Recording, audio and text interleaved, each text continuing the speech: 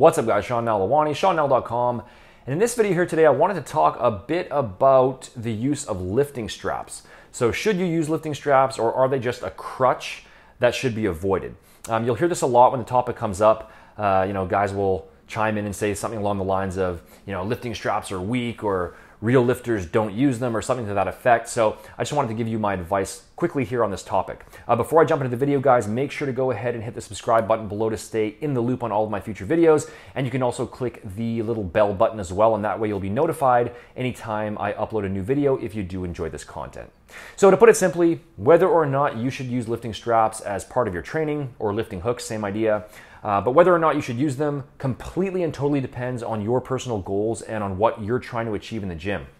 Everyone has their own specific reasons, and nobody else can tell you whether your personal goals or whether what you're specifically interested in achieving is right or wrong. And I'm going to be doing another video going into more detail on that subject soon. But when it comes to lifting straps, it's really just a matter of looking at the potential benefits and the potential drawbacks, and then deciding whether using them would have a net positive effect in terms of reaching your specific goals. The whole idea of whether or not using lifting straps makes you more or less manly in the gym is pretty much just ridiculous in my view. I don't even really think it's something to even consider when you're trying to decide whether or not you should use them. I think some guys just take weight training a bit too seriously. I've been training consistently for over 15 years. And I love doing it, and I would recommend it to pretty much everyone, but don't forget that at the end of the day, it's just lifting weights in a gym. It's not this super hardcore thing. You're not fighting for your life on the beaches of Normandy here. You're picking up a bar off the ground, basically. So lifting straps or no lifting straps, I wouldn't use that as a serious metric to evaluate your toughness. And the reality is that most of the same people who would say to not use lifting straps for that reason, or because they see them as a crutch, are the exact same people who would have no issues using a lifting belt or lifting shoes or knee wraps, or you could even extend it further into something like using a pre-workout. It's just a tool to enhance your training to get the results you want. So if your goals are primarily hypertrophy based, so your main focus in the gym is on increasing your muscle size, and if you find that using lifting straps helps you activate the targeted muscle more effectively on certain exercises, then go ahead and use them. I've used lifting straps in my routine for almost the entire time I've been training, and I use them on pretty much all back exercises, especially for heavier stuff like shrugs, or for things like Romanian deadlifts as well, or on even heavier sets of rows, things like that. I definitely find that by not having to think about my grip, I can just put 100% of my focus on overloading the specific muscle I'm trying to hit. And I also find that my traps and lats and mid-back muscles end up getting a better workout that way. It's not a dramatic difference, and I could still do fine without them.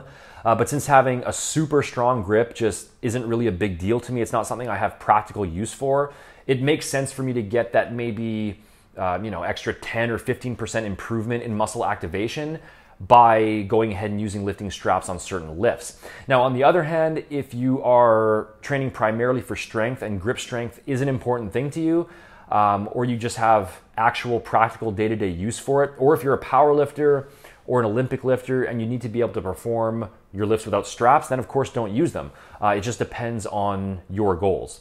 And then the other possibility is that you're training both for aesthetics and you also want to maximize your strength as well, including your grip strength.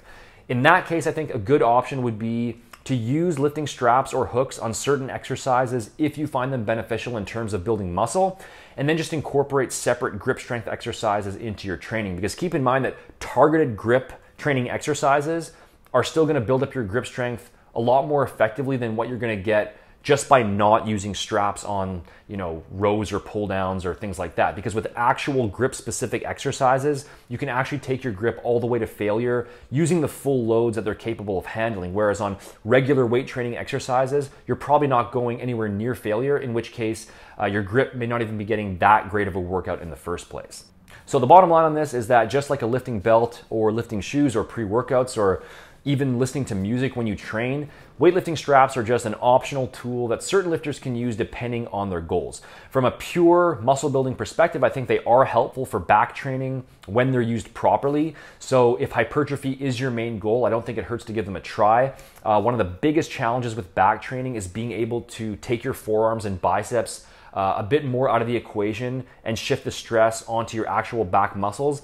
And that's why a lot of lifters tend to have underdeveloped backs. And I think lifting straps are one way of helping to improve on that. So I think it is worth experimenting with for those who mostly train for aesthetic purposes. So thanks for watching, guys. Lifting straps or no lifting straps, if you want to get access to my recommended step-by-step workouts to maximize your progress in the shortest time, along with proper nutrition and supplementation guidelines, then you can check out my complete body transformation blueprint system by clicking here or by visiting btblueprint.com. The link for that is in the description box. Don't forget to like, comment, and subscribe if you enjoyed the video. You can follow me on Facebook and Instagram for more daily tips if you aren't already. Links for that are also below. And the official website is over at seannell.com. Thanks for watching, guys, and I'll see you in the next video.